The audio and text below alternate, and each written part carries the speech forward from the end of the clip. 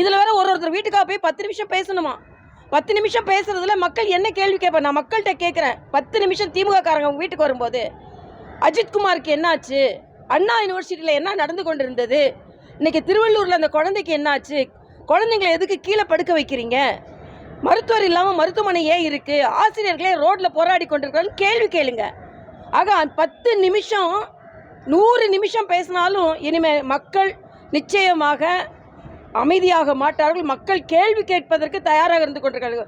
திமுக காரங்க 10 நிமிஷம் போய் பேச போகிறாங்களாம். பெரிய லிஸ்ட்டு கேள்வியோடு மக்களும் தயாராக தான் இருக்கிறாங்க.